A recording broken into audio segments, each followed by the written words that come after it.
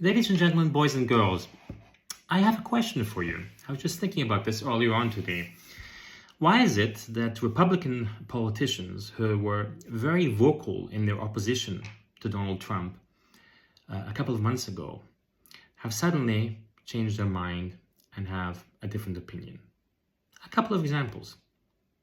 Bill Barr, who was famously the Attorney General who provided cover for Donald Trump during his first term, he was saying that Donald Trump was a terrible president and it would be a disaster if he were to become president again. And yet, a couple of days ago, he changed his tune and was saying that it's far better to elect Donald Trump than to have Joe Biden as president. Similarly, the governor of New Hampshire, Mr. Sunu, I can't remember his first name, was also a firm opponent to Donald Trump.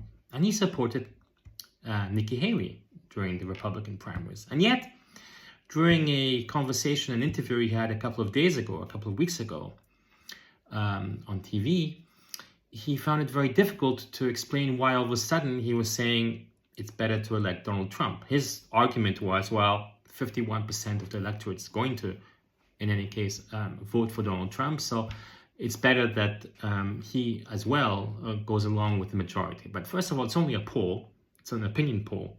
So goodness gracious, we don't know what's going to happen during the election.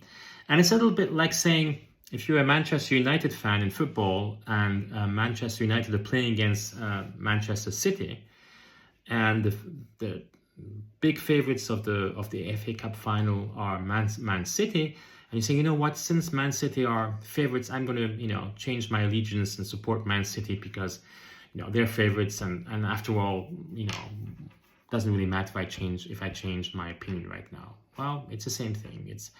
It's the epitome of political cowardice and just demonstrates how politicians in the US are fickle by definition. And they only see their own political interests and will not put the interests of the country in front of their own interests. There are, thank goodness, exceptions. Liz Cheney is the most well-known exception. And she's very vocal about the fact that electing Donald Trump would be the end of democracy in the United States. But so many other Republican politicians are, by definition, the example of cowardice, of people who have no moral compass, on no backbone, no spine, who would probably sell their mother just to be able to be elected and to support Donald Trump. So interesting times. Once again, I think we all have to go into this with our eyes wide open and to recognize the dangers that we're confronted with. And for those of you out there who will accuse me of suffering from TDS or Trump derangement syndrome, let me say this. The only person who is suffering from Trump derangement syndrome is a gentleman who's spending most of his time in a New York City courthouse these days. He's the only person who is deranged. It's Donald Trump. It's become fashionable these days when somebody criticizes Donald Trump to say that that particular person is suffering from TDS and therefore he can't be objective. And it's very easy and convenient to say that because it prevents you from having to actually justify the arguments that are being presented against Donald Trump.